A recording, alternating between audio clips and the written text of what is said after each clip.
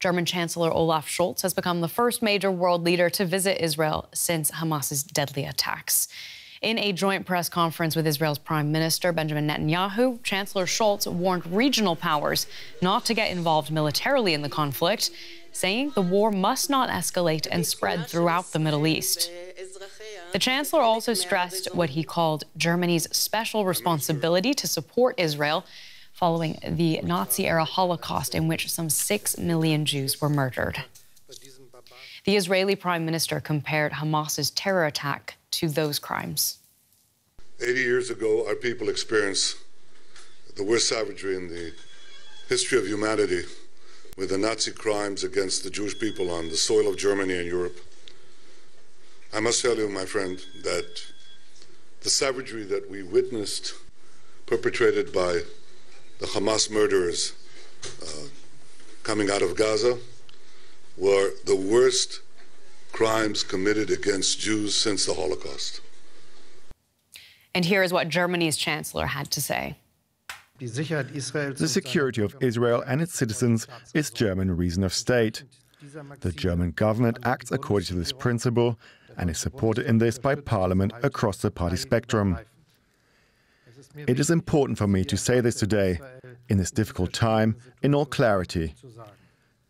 Germany's history, our historic responsibility originating from the Holocaust, makes it our duty to protect the existence and security of Israel.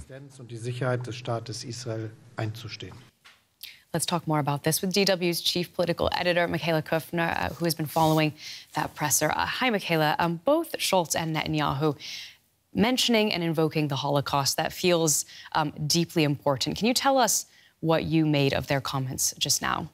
Yes.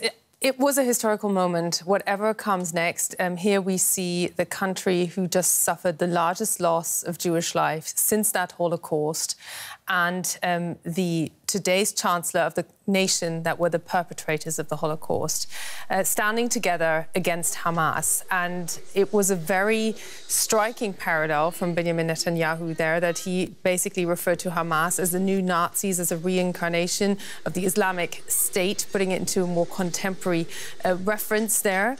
And Germany's response has been, since that attack by Hamas, but this was now delivered in person by the German Chancellor, that the security of Israel is Germany's Staatsräson. It is the fundamental principle of the German state. And this is something Olaf Scholz, as the first major leader visiting here, wants to breathe life into, also by assuring Israel that if it requires assistance, Germany will be someone who looks at, whatever they need and will be eager to provide assistance as required. So we got a small peek into what the two leaders spoke about before that press conference. Scholz said that he spoke to Netanyahu about how to get humanitarian aid to civilians in the besieged Gaza Strip, and that he was going to raise the topic with Egypt's president as well. What would you make of those comments?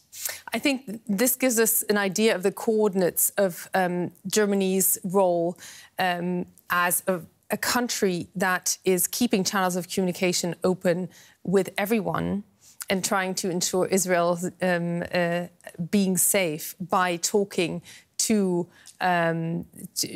leaders who can allow for humanitarian assistance, because the major challenge is actually to get humanitarian assistance into Gaza. We saw Ursula von der Leyen, the EU Commission President, announce that there would be flights out of Egypt into Gaza. This is still very unclear how this would technically actually take place. But also the German Chancellor, while assuring Israel that it will stand by its side, basically calling on Israel to prevent unnecessary loss of life, not in as many words, but by really drawing attention to the humanitarian situation that is basically epitomizes the suffering that is taking place in Gaza as we speak at this moment in time. Yeah. Now, of course, there's been a lot of concern about regional spillover from this conflict, but I thought one thing that was noticeable for the fact that it wasn't mentioned in this press conference were the names Iran and Hezbollah. Why do you think that they didn't bring them up here? Yeah, it's interesting that the German Chancellor chose not to call them out. Previously, also, there was a German-French meeting between him and Emmanuel Macron briefly tweeted or X'd a message that included Iran. It was then deleted. So here you see Germany, the Europeans, treading very cautiously, but he did clearly mean Iran and Hezbollah out of Lebanon, and the immediate threat, of course, being Hezbollah joining and turning this into a conflict where Israel has to fight two different fronts here. And that is something the German Chancellor wants to help prevent, and that's also why we see him travel on, and he clearly more than hinted at many calls that he's already made. So this was a hugely symbolic moment, a historic moment, you've called it. I'm curious if we know what kind of actual support Israel can now expect from Germany after this trip by Scholz. OK, well, quite clearly, this pledge of political support. But what we do know is that Germany leased 2 drones from Israel, which were supposed to be transferred to Germany at some point in time. They will now remain where they are. That is a form of assistance. Then initially, there was a request from the Israelis for ammunition for some of their Navy ships. They've since basically cancelled that. And it seems that the Israelis rely much more on concrete assistance from the Americans, with whom they share a lot more defence systems. So that doesn't seem to be the case for now. But clearly, we've heard the German Chancellor say time and time again that he is checking in with Benjamin Netanyahu time and time again on what assistance Germany may provide. And it has already provided medical equipment and medical material so far. Qatar has taken on a role as mediator in the war between Hamas and Israel. Doha has had ties with Hamas since its early days. This gives it an important position of influence over what the EU, US and some Arab states label a terrorist group. But it also brings into question how appropriate Qatar is as a mediator for peace talks. A friend to the West and to their sworn enemies. Qatar walks a tightrope on foreign policy. Doha's communication channels with Hamas have made it a major international player and an important US and EU ally. A small state with a long history of mediation. As in past flare-ups, Doha this time immediately took on the role of negotiator, holding talks for the release of hostages held in Gaza. Qatar cut diplomatic ties with Israel in 2009, but it is experienced at balancing relations with opposing players, for example, counting both Tehran and Washington as friends. Doha has hosted the political headquarters of Hamas for more than a decade. Over the weekend, the political leader of the militant Islamist group, Ismail Haniyeh, met with Iran's foreign minister in Doha. Qatar is also widely regarded as a major financial backer of Hamas through its funding of civil services in Gaza. It says the financial support is for humanitarian and political efforts to maintain stability and support Gazan families. Doha has tried to use monetary incentives to find diplomatic solutions in past conflicts. Qatari leaders say their priority now is to de-escalate, protect civilians and to prevent any spillover that could trigger a regional war. Now, US President Joe Biden is preparing to head to Israel on Wednesday.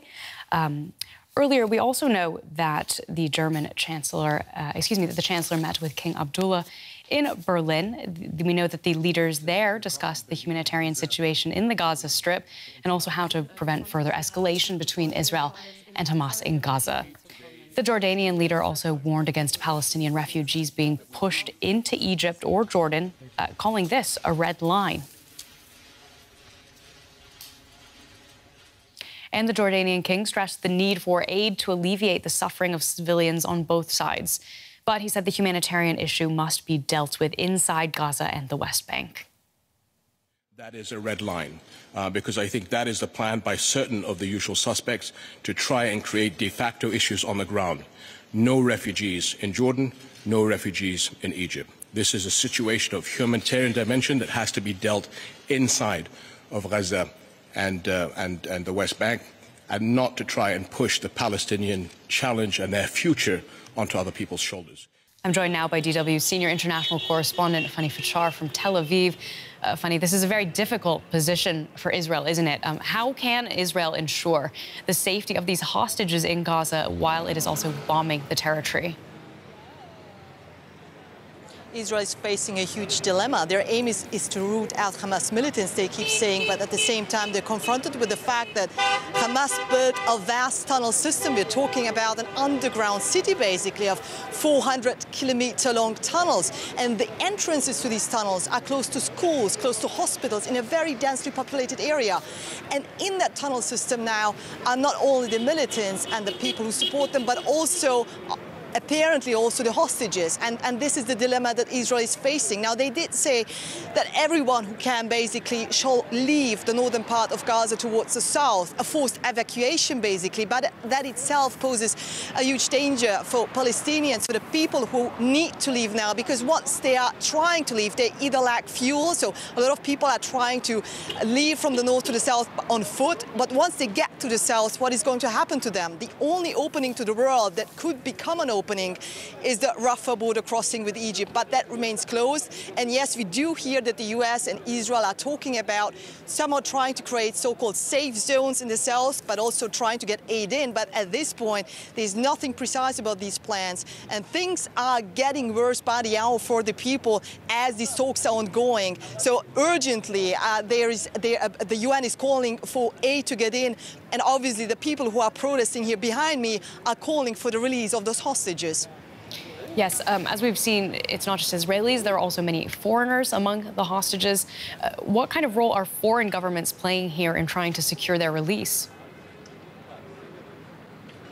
But first and foremost, they're coming here to Israel to express their solidarity, and at the same time trying to gather some intelligence, trying to get some information actually who in the region, not only here in Israel but in other countries, be it Qatar, for example, Saudi Arabia, who in the region can help to negotiate with Hamas militants and try to help release those hostages. For example, Qatar already offered its help very early on, since October 7th, because obviously Qatar, being one of the main financial backer of Hamas militants, have very close contacts with the terrorist organization. The question is, though, whether they will be able to help and release those hostages before a potential ground offensive starts, or any offensive, because as we're hearing, one of the spokespersons of IDF is saying now it doesn't necessarily actually have to be a ground offensive, it could be anything else. So there are a lot of things that remain unclear. So it remains unclear what is happening exactly right now with those hostages that are trapped, just like the Palestinian people, in Gaza Strip. And Fanny, U.S. President Joe Biden arriving in Israel tomorrow. What can we expect from his trip? To reaffirm solidarity, U.S. solidarity with Israel, something that obviously U.S. Secretary of State Biden, but also U.S. Secretary of State Blinken, has done on his Middle East tour that keeps continuing, as well as the U.S. Secretary of Defense, who's been here in Israel as well. But also, obviously, that expected visit by President Biden here in Israel is another way to show deterrence, making sure that, for example, the Hezbollah militants in Lebanon, but also that Iran do not get involved, to make sure there's de-escalation here before the conflict may be widening. Let's get more from a geopolitical strategist. I am joined now by Velina Tchakarova. German Chancellor Olaf Scholz in Israel today, and we know U.S. President Joe Biden is due to arrive on Wednesday. What do you think they will be pushing for, and how effective will they be?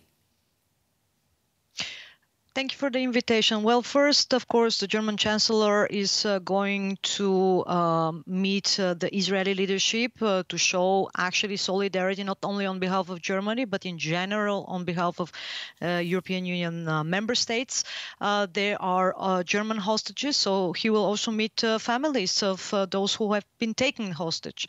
Now, of course, what is also important from German perspective is going to be the discussion on humanitarian aid and preventing humanitarian catastrophe. When it comes to the visit of the American president here, of course, we have a very, very different agenda, which is more geopolitical one. First and foremost, showing, of course, support, including military support with the aircraft carriers in the Mediterranean which is to prevent any further escalation. But of course, right now, all the efforts are focused on preventing ground offensive, preventing actually another, let's say, a long-lasting war where other key players in the region may see actually an incentive to get involved. A key word for you, of course, Iran. So here, all of the American efforts right now are to, on the one hand, show, of course, support and solidarity for the key partner in the region, Israel, but on the other hand, also to get engaged with all the relevant actors to also prevent this catastrophe from happening. Third important point is, of course, to also make sure that there will be humanitarian corridors for the Palestinian people. Right now, all the neighbors, the key neighbors that could actually take more refugees are have closed doors for different reasons. So Egypt, Jordan, but we also have the situation in the north with Lebanon, where there is a risk of actually another escalation and second front. So a lot of problems on the agenda, a lot of issues. And as I said, we still have, let's say, a good perspective for actually preventing this war from happening. Yeah, so how worried are you about potential spillover in the region then? Do you think that diplomacy can prevent it from becoming embroiled in a wider war? Well, first and foremost, from my perspective, this has been the most optimistic context, regional context for most of the actors involved prior to what Hamas actually has conducted in terms of the most severe terrorist attack on civilians in the modern history of Israel. So before this attack, most of the actors in the region have been already engaging in various multifaceted normalization processes and diplomatic, economic, and so on ties. So, in fact, nobody really wants a war right now. If we take a look at the agenda of most of the actors, even Iran was engaging with Saudi Arabia on the one hand, think of the brokered deal by China, but also with the United States, and think of the potential for Iran deal 2.0. So even Iran is not really incentivized to start a war, but right now we're in a very delicate situation because of the escalatory trajectory of this conflict, and this is where some actors may see an incentive to further escalate, and this is what United States is trying to prevent right now. So all the key players, United States, China, and even Russia, don't want a war. Yes, we may argue Russia would be interested in having some kind of military tensions to draw the attention away from Eastern Europe and from Ukraine. And then all the regional players on the ground, including Israel, have been actually working proactively on normalizing relations. So I still have, let's say, more optimistic scenario for preventing the worst, which would be, of course, ground offensive. And then, of course, we don't know for sure what the cascading effects would be from a ground offensive and in terms of the humanitarian disaster. Thank you so much for joining us with that. That is geopolitical strategist Velina Tchakarova. We really appreciate your time today. Thank you very much.